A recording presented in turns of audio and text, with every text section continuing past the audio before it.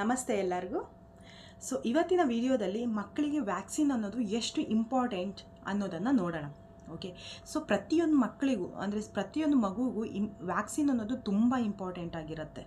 ಮಕ್ಕಳಿಗೆ ನೆಕ್ಸ್ಟ್ ಈ ಥರದ್ದು ವ್ಯಾಕ್ಸಿನ್ ಪ್ರಿವೆಂಟೇಬಲ್ ಡಿಸೀಸ್ ಕಾಯಿಲೆಗಳು ಬರಬಾರ್ದು ಅಂತ ಅಂದರೆ ವ್ಯಾಕ್ಸಿನ್ ಅನ್ನೋದು ತುಂಬ ಇಂಪಾರ್ಟೆಂಟ್. ವ್ಯಾಕ್ಸಿನ್ ಹಾಕ್ಸ್ಲೇಬೇಕಾಗತ್ತೆ ಮಕ್ಕಳಿಗೆ. ಸೊ ಹುಟ್ಟಿದ ಪ್ರತಿಯೊಂದು ಮಕ್ಕಳಿಗೂ ವ್ಯಾಕ್ಸಿನ್ ಅನ್ನೋದು ಅಟ್ ಬರ್ತೆ ಕೊಡ್ತಾರೆ. ಸೊ ನೀವು ಬಿಫೋರ್ ಡಿಸ್ಚಾರ್ಜ್ ಚೆಕ್ ಮಾಡ್ಕೋಬೇಕಾಗತ್ತೆ ವ್ಯಾಕ್ಸಿನ್ ಅನ್ನೋದು ಕೊಟ್ಟಿದ್ದಾರೋ ಇಲ್ವೋ ಅನ್ನೋದನ್ನು. ಓಕೆ, ನಾರ್ಮಲಾಗಿ ಎಲ್ಲ ಹಾಸ್ಪಿಟಲ್ಗಳಲ್ಲೂ ಡಿಲಿವರಿ ಆದಮೇಲೆ ವ್ಯಾಕ್ಸಿನ್ ಅನ್ನೋದನ್ನು ಕೊಟ್ಟೇ ಮನೆಗೆ ಕಳಿಸ್ತಾರೆ. ಸೊ ಯಾವ್ಯಾವ ವ್ಯಾಕ್ಸಿನ್ ಕೊಡ್ತಾರೆ ಅಂತ ಅಂದರೆ ಹೆಪಟೈಟಿಸ್ ಬಿ ಕೊಡ್ತಾರೆ, ಓರಲ್ ಪೋಲಿಯೋ ಕೊಡ್ತಾರೆ, ಆ್ಯಂಡ್ BCG ಕೊಡ್ತಾರೆ, ಆ್ಯಂಡ್ ಇದರ ಜೊತೆಗೆ ವೈಟಮಿನ್ K ಇಂಜೆಕ್ಷನ್ ಕೂಡ ಕೊಡ್ತಾರೆ. ಓಕೆ, ಸೊ ನೀವು ಬಿಫೋರ್ ಡಿಸ್ಚಾರ್ಜ್ ಅಂದರೆ ಡಿಸ್ಚಾರ್ಜ್ ಆಗಿ ಹೋಗೋಕ್ಕೂ ಮುಂಚೆ ನೀವು ನಿಮ್ಮ ಇಮ್ಯುನೈಸೇಷನ್ ಕಾರ್ಡ್ ಏನು ತಾಯಿ ಕಾರ್ಡು ಅಂತ ಏನು ಹೇಳ್ತೀವಲ್ಲ ಅದರಲ್ಲಿ ನೀವು ಸರಿಯಾಗಿ ಬರ್ಸ್ಕೊಂಡು ಹೋಗಬೇಕಾಗತ್ತೆ ನೆಕ್ಸ್ಟ್ ಡೇಟ್ ಯಾವಾಗ ಅನ್ನೋದನ್ನು. ತುಂಬ ಜನ ಪೇರೆಂಟ್ಸು ಕನ್ಫ್ಯೂಸ್ ಆಗ್ತಾರೆ, ತಾಯಿ ಕಾರ್ಡಲ್ಲಿ ಕರೆಕ್ಟಾಗಿ ಬರ್ಸ್ಕೊಂಡು ಹೋಗಿರಲ್ಲ, ಮನೆಗೆ ಹೋದ ತಕ್ಷಣ ಕನ್ಫ್ಯೂಸ್ ಆಗ್ತಾರೆ ಯಾವ ಡೇಟ್ ಇರೋದು ನೆಕ್ಸ್ಟು ಅನ್ನೋದು. ಸೊ ಆ ಥರ ಕನ್ಫ್ಯೂಷನ್ ಏನೂ ಬೇಡ. ಸೊ ಕರೆಕ್ಟಾಗಿ ತಾಯಿ ಕಾರ್ಡಲ್ಲಿ ನೀವು ನೆಕ್ಸ್ಟ್ ಡೇಟ್ ಯಾವಾಗ ಅನ್ನೋದನ್ನು ಬರ್ಸ್ಕೊಂಡು ಹೋಗಿಬಿಟ್ರೆ ಯಾವುದೇ ಥರದ ಕನ್ಫ್ಯೂಷನ್ ಇರಲ್ಲ. ನೀವು ಆ ಡೇಟ್ಗೆ ಬಂದು ನಿಮ್ಮ ನೆಕ್ಸ್ಟ್ ಡೋಸ್ನ ತೊಗೋಬೋದಾಗತ್ತೆ. ಸೊ ನೆಕ್ಸ್ಟ್ ಶೆಡ್ಯೂಲ್ ಯಾವಾಗ ಬರುತ್ತೆ ಅಂತ ಹೇಳಿದ್ರೆ 45 ಡೇಸ್ಗೆ ನೆಕ್ಸ್ಟ್ ಶೆಡ್ಯೂಲ್ ಅನ್ನೋದು ಬರುತ್ತೆ. ಅಂದರೆ ಮಗು ಹುಟ್ಟಿದ 1.5 ತಿಂಗಳು ಕಂಪ್ಲೀಟ್ ಆದಮೇಲೆ 1.5 ತಿಂಗಳು ಕಂಪ್ಲೀಟ್ ಆಗಬೇಕು ಮಗುಗೆ, ಅಂದರೆ 45 ಡೇಸ್ಗೆ ನೆಕ್ಸ್ಟ್ ಶೆಡ್ಯೂಲ್ ಅನ್ನೋದು ಬರುತ್ತೆ. ಸೊ ನೀವು ಪ್ರತಿ ಸಲ ವ್ಯಾಕ್ಸಿನ್ ತೊಗೋಬೇಕಾದ್ರೆ ನೀವು ನೆಕ್ಸ್ಟ್ ಡೋಸ್ ಯಾವಾಗ ಅನ್ನೋ ಪ್ರಿಪರೇಬಲ್ ಡೇಟ್ನ ಬರ್ಸ್ಕೊಬೇಕಾಗತ್ತೆ. ನಾರ್ಮಲ್ ಆಗಿ ಪೇರೆಂಟ್ಸ್ ಕೇಳೋ ಡೌಟ್ಸ್ ಅಂತ ಅಂದರೆ ಮಗುಗೆ ವ್ಯಾಕ್ಸಿನ್ ಹಾಕ್ಸಿದ್ಮೇಲೆ ಯಾವ ಥರದ ಪ್ರಿವೆಂಟ್ ಸ್ಟೆಪ್ಸ್ನ ತೊಗೋಬೇಕು, ಏನು ಮಾಡಬೇಕು ಅನ್ನೋದನ್ನು ಕೇಳ್ತಾರೆ ಅಲ್ವಾ. ಸೊ ಮಗುಗೆ ವ್ಯಾಕ್ಸಿನ್ ಆದಮೇಲೆ ಇಮಿಡಿಯೇಟಾಗಿ ಮನೆ ಕರ್ಕೊಂಡು ಹೋಗಬಾರ್ದು. ಓಕೆ, ಒಂದು 10ರಿಂದ 15 ನಿಮಿಷ ಹಾಸ್ಪಿಟಲಲ್ಲೇ ವೆಯ್ಟ್ ಮಾಡಬೇಕಾಗತ್ತೆ. ಯಾಕೆ ಅಂದರೆ ಏನಾದರೂ ರಿಯಾಕ್ಷನ್ ಆಗಿದೆಯಾ ಏನು ಅನ್ನೋದನ್ನು ನೋಡಬೇಕಾಗತ್ತೆ. ಬಟ್ ರಿಯಾಕ್ಷನ್ ಆಗೋದು ತುಂಬ ರೇರ್. ಹಾಗೊಂದು ವೇಳೆ ರಿಯಾಕ್ಷನ್ ಆಗಿದೆ ಅಂತ ಅಂದರೆ ಡಾಕ್ಟರ್ಸ್ ಕೂಡ ಅಲ್ಲೇ ಇರ್ತಾರೆ, ಸೊ ಚೆಕ್ ಮಾಡ್ತಾರೆ. ಸೊ ಅದಕ್ಕೋಸ್ಕರ ವ್ಯಾಕ್ಸಿನ್ ಹಾಕಿದ ತಕ್ಷಣವೇ ಇಮ್ಮಿಡಿಯೇಟಾಗಿ ಮಗುನ ಮನೆಗೆ ಕರ್ಕೊಂಡು ಹೋಗಬಾರ್ದು. ಸೊ ವ್ಯಾಕ್ಸಿನ್ ಹಾಕಿಸಿ ಮನೆಗೆ ಕರ್ಕೊಂಡು ಹೋದ್ಮೇಲೆ ಮಗು ತುಂಬ ಅಳ್ತಾ ಇದೆ, ಮಗುಗೆ ಜ್ವರ ಬಂದಿದೆ, ಏನು ಮಾಡಬೇಕು ಅಂತ ಅಂದರೆ ಮಗುಗೆ ವ್ಯಾಕ್ಸಿನ್ ಹಾಕ್ಸೋಕ್ಕೂ ಮುಂಚೆನೇ ಮಗುನ ವೇಟ್ನ ಚೆಕ್ ಮಾಡಿಸ್ಬೇಕಾಗತ್ತೆ. ಓಕೆ, ಮಗುನ ವೇಟ್ ಚೆಕ್ ಮಾಡಿಕೊಂಡು ಪ್ಯಾರಾಸಿಟಮಾಲ್ ಡ್ರಾಪ್ಸ್ ಏನು ಸಿರಪ್ ಅಂತ ಏನು ಹೇಳ್ತೀರಲ್ಲ ಅದನ್ನು ಮನೆಗೆ ತೊಗೊಂಡು ಹೋಗಬೇಕಾಗತ್ತೆ.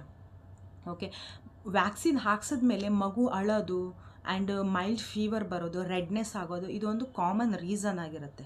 ಸೊ ನೀವು ಇದಕ್ಕೆ ಏನು ಮಾಡಬೇಕು ಅಂತ ಅಂದರೆ ಮಗುಗೆ ಫೀಡಿಂಗ್ ಅನ್ನೋದನ್ನು ಜಾಸ್ತಿ ಮಾಡಬೇಕಾಗತ್ತೆ. ಮಗುಗೆ ಜಾಸ್ತಿ ಫೀಡಿಂಗ್ ಮಾಡಿದ್ರೆ ಮಗು ಕಂಫರ್ಟ್ ಆಗಿರುತ್ತೆ. ಓಕೆ, ಸೆಕೆಂಡ್ ಒಂದು ಬಂದು ಮಗುನ ಹಗಲ ಮೇಲೆ ಹಾಕ್ಕೊಂಡು ತಿರುಗಾಡಿಸ್ಬೇಕಾಗತ್ತೆ. ಥರ್ಡ್ ಒಂದು ಬಂದು ಮಗುಗೆ ವ್ಯಾಕ್ಸಿನ್ ಕೊಟ್ಟಿರೋ ಜಾಗದಲ್ಲಿ ಏನಾದರೂ ಪೇನ್ ಆಗ್ತಾ ಇದೆ ಅಂದರೆ ಐಸ್ ಪ್ಯಾಕ್ನ ಇಡಬೇಕಾಗತ್ತೆ. ಐಸ್ ಪ್ಯಾಕ್ ಅಂತ ಹೇಳಿದ್ರೆ ಡೈರೆಕ್ಟಾಗಿ ಫ್ರಿಜ್ಜಿಂದ ಐಸ್ ತೆಗೆದು ಇಡೋದಲ್ಲ. ಓಕೆ, ಸೊ ದಯವಿಟ್ಟು ಆ ಥರ ಮಾಡೋಕ್ಕೆ ಹೋಗಬೇಡಿ. ಐಸ್ ಪ್ಯಾಕ್ ಅಂದರೆ ಒಂದು ಬಟ್ಟೆಯಲ್ಲಿ ಐಸ್ನ ಸುತ್ತಬಿಟ್ಟು ವ್ಯಾಕ್ಸಿನ್ ಕೊಟ್ಟಿರೋ ಜಾಗದಲ್ಲಿ ಲೈಟಾಗಿ ಇಡಬೇಕಾಗತ್ತೆ.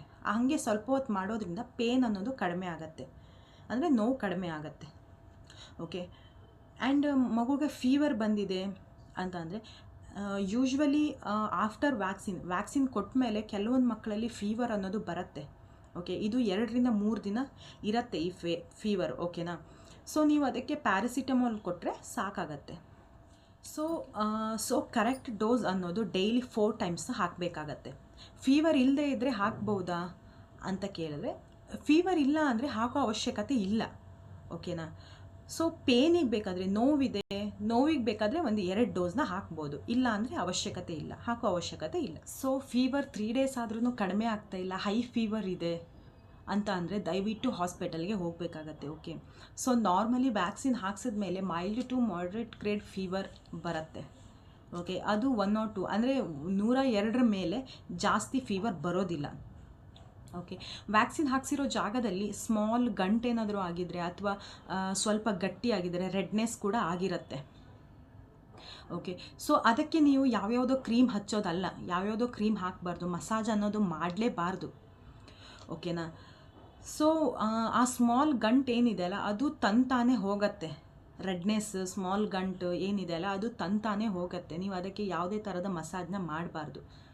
ಓಕೆ, ತುಂಬ ಜಾಸ್ತಿ ಇದೆ, ಪಸ್ ಬರ್ತಾ ಇದೆ, ತುಂಬ ರೆಡ್ನೆಸ್ ಇದೆ ಅಂತ ಹೇಳಿದ್ರೆ ನೀವು ಡಾಕ್ಟರ್ನ ಮೀಟ್ ಮಾಡಬೇಕಾಗತ್ತೆ. ಸೊ ಕೆಲವೊಂದು ಪೇರೆಂಟ್ಸ್ ಕೇಳ್ತಾರೆ, ವ್ಯಾಕ್ಸಿನ್ ಹಾಕ್ಸಿದ್ಮೇಲೆ ಮಗುಗೆ ಜ್ವರ ಬಂದಿಲ್ಲ ಅಂದರೆ ವ್ಯಾಕ್ಸಿನ್ ವರ್ಕ್ ಆಗ್ತಾ ಇಲ್ವಾ ಅಂತ ಕೇಳ್ತಾರೆ. ಸೊ ಆ ಥರ ಯಾವ ಥರನೂ ಇಲ್ಲ. ವ್ಯಾಕ್ಸಿನ್ ಹಾಕ್ಸಿದ್ಮೇಲೆ ಕೆಲವೊಂದು ಮಕ್ಕಳಿಗೆ ಜ್ವರ ಅನ್ನೋದು ಬರುತ್ತೆ, ಇನ್ನು ಕೆಲವೊಂದು ಮಕ್ಕಳಿಗೆ ಬರಲ್ಲ. ಓಕೆ, ಒಂದು ವೇಳೆ ಜ್ವರ ಬಂದಿಲ್ಲ ಅಂದರೆ ಯೋಚನೆ ಮಾಡೋ ಅವಶ್ಯಕತೆ ಇಲ್ಲ. ಸೊ ನೆಕ್ಸ್ಟ್ ಪರ್ಟಿಕ್ಯುಲರ್ ಡೇಟ್ಗೆ ವ್ಯಾಕ್ಸಿನ್ ಹಾಕ್ಸ್ಕೊಳ್ಳೋಕ್ಕಾಗಿಲ್ಲ, ಏನೋ ಪ್ರಾಬ್ಲಮ್ ಆಗಿದೆ, ಬರೋದಕ್ಕಾಗಿಲ್ಲ, ಏನು ಮಾಡಬೇಕು ಅಂತ ಅಂದರೆ ಅದಕ್ಕೆ ವರಿ ಮಾಡೋ ಅವಶ್ಯಕತೆ ಇಲ್ಲ. ಓಕೆನಾ? ಸೊ ಅಂದರೆ ಪರ್ಟಿಕ್ಯುಲರ್ ಡೇಟಲ್ಲೇ ಹಾಕಿಸ್ಬೇಕು ಅಂತ ಏನಿಲ್ಲ. ಓಕೆ, ವಿತಿನ್ 5 to 7 ಡೇಸಲ್ಲಿ ನೀವು ನೆಕ್ಸ್ಟ್ ವ್ಯಾಕ್ಸಿನ್ನ ಹಾಕ್ಸ್ಕೋಬೇಕಾಗತ್ತೆ. ತುಂಬ ಡಿಲೇ ಮಾಡಬಾರ್ದು. ಅಂದರೆ 2 weeks 3 weeks ಈ ಥರ ಡಿಲೇ ಮಾಡೋಕ್ಕೆ ಹೋಗಬಾರ್ದು. ಓಕೆ, ನಿಮ್ಗೆ ಯಾವುದೋ ರೀಸನಿಂದ ವ್ಯಾಕ್ಸಿನ್ ಹಾಕ್ಸ್ಕೊಳ್ಳೋಕೆ ಬರೋಕ್ಕಾಗಿಲ್ಲ ಅಂದರೆ ಹೋಗಿ ಡಾಕ್ಟರ್ನ ಕನ್ಸಲ್ಟ್ ಮಾಡಿ ಅವರು ವ್ಯಾಕ್ಸಿನ್ನ ಕೊಡ್ತಾರೆ. ಓಕೆ, ಸೊ ಮಗುಗೆ ವ್ಯಾಕ್ಸಿನ್ ಹಾಕ್ಸಿದ್ಮೇಲೆ ಏನಾದರೂ ಚೇಂಜಸ್ ಮಾಡಬೇಕಾ, ಅಂದರೆ ಸ್ನಾನ ಮಾಡಿಸ್ಬೋದಾ ಅಂತ ಕೇಳಿದ್ರೆ ಖಂಡಿತವಾಗ್ಲೂ ಸ್ನಾನ ಮಾಡಿಸ್ಬೋದು. ಓಕೆ, ವ್ಯಾಕ್ಸಿನ್ ಹಾಕ್ಸಿದ ನೆಕ್ಸ್ಟ್ ಡೇನೂ ಮಾಡಿಸ್ಬೋದು, ಇಲ್ಲ ವ್ಯಾಕ್ಸಿನ್ ಹಾಕಿರೋ ದಿನಾನೂ ಕೂಡ ಸ್ನಾನ ಮಾಡಿಸ್ಬೋದು. ಆದರೆ ಮಸಾಜ್ ಅನ್ನೋದನ್ನು ಮಾತ್ರ ಮಾಡೋಕ್ಕೆ ಹೋಗಬಾರ್ದು ವ್ಯಾಕ್ಸಿನ್ ಹಾಕ್ಸಿರೋ ಜಾಗದಲ್ಲಿ. ಓಕೆ, ಸೊ ಬೇರೆ ಏನಾದರೂ ಚೇಂಜಸ್ ಮಾಡಬೇಕಾ ಫೀಡಿಂಗಲ್ಲಿ ಅಂತ ಕೇಳಿದ್ರೆ ಯಾವುದೇ ರೀತಿ ಚೇಂಜಸ್ ಬೇಡ. ಫೀಡಿಂಗ್ ಅನ್ನೋದನ್ನು ಜಾಸ್ತಿ ಮಾಡಿ, ಎವ್ರಿ 3 hours 4 hours ಒಂದ್ಸಲ ಫೀಡಿಂಗ್ ಅನ್ನೋದನ್ನು ಜಾಸ್ತಿ ಮಾಡಬೇಕಾಗತ್ತೆ. ಸೊ ಇವಾಗ ವ್ಯಾಕ್ಸಿನ್ ಹಾಕ್ಸ್ಕೊಂಡವರು ಸೇಫ್ ಇರ್ತಾರೆ ಆ್ಯಂಡ್ ವ್ಯಾಕ್ಸಿನ್ ಕೂಡ ಸೇಫ್ ಇರುತ್ತೆ. ಓಕೆ, ಯಾವುದೇ ಅಡ್ವರ್ಸ್ ಎಫೆಕ್ಟ್ ಕೂಡ ಆಗೋದಿಲ್ಲ, ಸೇಫ್ ಆಗಿರ್ತಾರೆ. ಓಕೆನಾ? ಸೊ ಬೇರೆ ಏನಾದರೂ ಪ್ರಾಬ್ಲಮ್ ಆಗ್ತಾ ಇದೆ, ಲೂಸ್ ಮೋಷನ್ ಆಗ್ತಾ ಇದೆ ಅಂತ ಅಂದರೆ ಇದು ಬೇರೆ ಯಾವುದೋ ರೀಸನಿಂದ ಆಗ್ತಾ ಇರುತ್ತೆ. ಸೊ ಅದಕ್ಕೆ ನೀವು ಡಾಕ್ಟರ್ನ ಕನ್ಸಲ್ಟ್ ಮಾಡಬೇಕಾಗುತ್ತೆ. ಸೊ ಈ ಥರ ವ್ಯಾಕ್ಸಿನಿಂದ ಆಗೋದು ತುಂಬ ರೇರು. ಓಕೆನಾ? ಸೊ ತುಂಬ ಜನ ಕೇಳ್ತಾರೆ ಪೇರೆಂಟ್ಸ್, ನಾವು ಗೌರ್ಮೆಂಟಲ್ಲಿ ವ್ಯಾಕ್ಸಿನ್ನ ಹಾಕ್ಸಿದ್ದೀವಿ, ಮಿಕ್ಕಿರೋ ಡೋಸ್ ಏನಿದೆ ಅಲ್ಲ ಅದನ್ನು ಪ್ರೈವೇಟಲ್ಲಿ ಹಾಕ್ಸ್ಬೋದಾ ಅಂತ ಕೇಳ್ತಾರೆ. ಸೊ ಖಂಡಿತವಾಗ್ಲೂ ಹಾಕ್ಸ್ಬೋದು. ಗೌರ್ಮೆಂಟಲ್ಲಿ ಹಾಕ್ಸಿರೋ ಡೋಸನ್ನು ಬಿಟ್ಟು ಮಿಕ್ಕಿರೋದನ್ನು ನೀವು ಪ್ರೈವೇಟಲ್ಲಿ ಹಾಕಿಸ್ಕೋಬೋದು.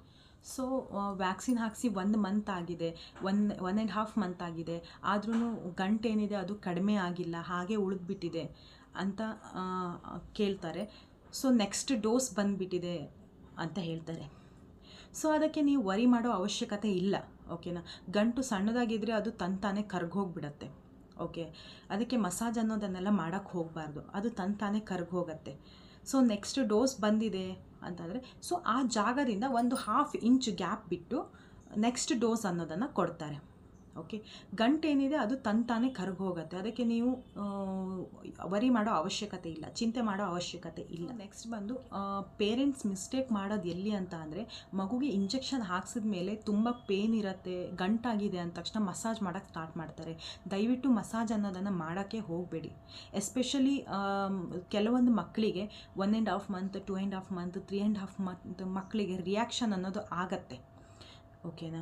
ರೆಡ್ನೆಸ್ ಆಗೋದು, ಇಲ್ಲ ಗಂಟಾಗೋದು, ಈ ಥರ ರಿಯಾಕ್ಷನ್ಗಳು ಆಗತ್ತೆ. ಸೊ ಹಂಗೆ ಆಗಿದೆ ಅಂದ ತಕ್ಷಣ ಮಸಾಜ್ ಮಾಡೋಕ್ಕೆ ಹೋಗಬಾರ್ದು. ಓಕೆ, ಆಯಿಲ್ ಹಾಕಿ ಮಸಾಜ್ ಮಾಡೋದು, ಇಲ್ಲ ಬಿಸಿ ನೀರು ಹಾಕೋದು, ಈ ಥರ ಎಲ್ಲ ಮಾಡೋಕ್ಕೆ ಹೋಗಬಾರ್ದು. ಹಂಗೆ ಮಾಡಿದ್ರೆ ಇನ್ನೂ ಮಕ್ಕಳಿಗೆ ಪೇನ್ ಜಾಸ್ತಿ ಆಗುತ್ತೆ, ನೋವು ಜಾಸ್ತಿ ಆಗುತ್ತೆ. ಮಕ್ಕಳಿಗೆ ನೋವು ಜಾಸ್ತಿ ಇದೆ ಅಂತ ಹೇಳಿದ್ರೆ ಐಸ್ ಪ್ಯಾಕ್ನ ಇಡಿ, ಇಲ್ಲ ಪ್ಯಾರಾಸಿಟಮಾಲ್ನ ಕೊಡಿ. ಓಕೆ, ಐಸ್ ಪ್ಯಾಕ್ನ ಹೇಗೆ ಇಡಬೇಕು ಅನ್ನೋದನ್ನು ನಾನು ಆಲ್ರೆಡಿ ಹೇಳಿದ್ದೀನಿ, ಆದರೂ ಇನ್ನೊಂದು ಸಲ ಹೇಳ್ತಾ ಇದ್ದೀನಿ. ಐಸ್ನ ಬಟ್ಟೆಯಲ್ಲಿ ಸುತ್ತಿ ವ್ಯಾಕ್ಸಿನ್ ಹಾಕ್ಸಿರೋ ಜಾಗದಲ್ಲಿ ಇಡಬೇಕಾಗತ್ತೆ. ಹಾಗೆ ಸ್ವಲ್ಪ ಹೊತ್ತು ಇಡೋದ್ರಿಂದ ನೋವು ಅನ್ನೋದು ಕಡಿಮೆ ಆಗುತ್ತೆ. ಓಕೆ, ಮಕ್ಕಳಿಗೆ ಫೀವರ್ ಬಿಡ್ತಾ ಇಲ್ಲ, ಫೀವರ್ ಇನ್ನೂ ಜಾಸ್ತಿ ಆಗ್ತಾ ಇದೆ ಅಂತ ಹೇಳಿದ್ರೆ ಆ್ಯಂಟಿಬಯೋಟಿಕ್ಸ್ನ ಹಾಕಬೇಕಾಗತ್ತೆ ವಿತ್ ಡಾಕ್ಟರ್ ಪ್ರಿಸ್ಕ್ರಿಬಲ್. ಡಾಕ್ಟರ್ ಬರ್ಕೊಡ್ತಾರೆ, ಮಕ್ಕಳಿಗೆ ಫೀವರ್ ಇನ್ನು 3-4 days ಆದ್ರೂ ಕಡಿಮೆ ಆಗ್ತಾ ಇಲ್ಲ ಅಂದರೆ ಡಾಕ್ಟರ್ ಆ್ಯಂಟಿಬಯೋಟಿಕ್ಸ್ನ ಬರ್ಕೊಡ್ತಾರೆ. ವಿತ್ ಡಾಕ್ಟರ್ ಪ್ರಿಸ್ಕ್ರಿಪ್ ನೀವು ಆ್ಯಂಟಿಬಯೋಟಿಕ್ನ ಹಾಕ್ಸ್ಕೋಬೇಕಾಗತ್ತೆ. ಹಾಗೆ ಮಾಡೋದ್ರಿಂದ ಕಡಿಮೆ ಆಗುತ್ತೆ. ಖಂಡಿತವಾಗ್ಲೂ ಎಲ್ಲ ಮಕ್ಕಳಿಗೂ ವ್ಯಾಕ್ಸಿನ್ ಅನ್ನೋದು ಹಾಕ್ಸ್ಲೇಬೇಕಾಗತ್ತೆ. ವ್ಯಾಕ್ಸಿನ್ ಹಾಕ್ಸಿಲ್ಲ ಅಂತ ಅಂದರೆ ಬೇರೆ ಸರೌಂಡಿಂಗ್ನ ಎಲ್ಲ ಮಕ್ಕಳು ಪ್ರಿವೆನ್ಷನ್ಸ್ ಆಗಿ ನಾರ್ಮಲ್ ಆಗಿರ್ತಾರೆ. ಯಾರಿಗೆ ವ್ಯಾಕ್ಸಿನ್ ಹಾಕ್ಸಿರಲ್ಲ, ಫಾರ್ ಎಕ್ಸಾಂಪಲ್ MMR 9 months ಹಾಕ್ಸಿಲ್ಲ ಅಂತ ಹೇಳಿದ್ರೆ ಮಿಜಲ್ಸ್ ಬರೋ ಚಾನ್ಸಸ್ ಇರುತ್ತೆ. ಓಕೆ, ಮಿಜಲ್ಸ್ ಅನ್ನೋದು ತುಂಬ ಡೇಂಜರಸ್ ಆಗಿರುತ್ತೆ, ಮಕ್ಕಳ ಲೈಫ್ಗೆ ರಿಸ್ಕ್ ಇರುತ್ತೆ. ಸೊ ಹಾಗಾಗಿ ಮಕ್ಕಳಿಗೆ ವ್ಯಾಕ್ಸಿನ್ ಅನ್ನೋದನ್ನು ಹಾಕಿಸ್ಲೇಬೇಕಾಗತ್ತೆ. ಓಕೆ, ಸೊ ಮಕ್ಕಳಿಗೆ ವ್ಯಾಕ್ಸಿನ್ ಹಾಕ್ಸೋದೆ ಸ್ವಲ್ಪ ಡೇಂಜರಸ್ ಡೆಡ್ಲಿ ಡಿಸೀಸ್ ಏನಿದೆಲ್ಲ ಅದರಿಂದ ಪ್ರೊಟೆಕ್ಟ್ ಮಾಡೋದಕ್ಕೆ. ಸೊ ಅದರಿಂದ ಯಾವುದೇ ರೀತಿ ತೊಂದರೆ ಇಲ್ಲ. ದಯವಿಟ್ಟು ನಿಮ್ಮ ಎಲ್ಲ ಮಕ್ಕಳಿಗೂ ವ್ಯಾಕ್ಸಿನ್ ಅನ್ನೋದನ್ನು ಹಾಕಿಸಿ, ಡೇಂಜರಸ್ ಡಿಸೀಸ್ಗಳಿಂದ ಮಕ್ಕಳನ್ನು ಪ್ರೊಟೆಕ್ಟ್ ಮಾಡಿ. ಓಕೆ.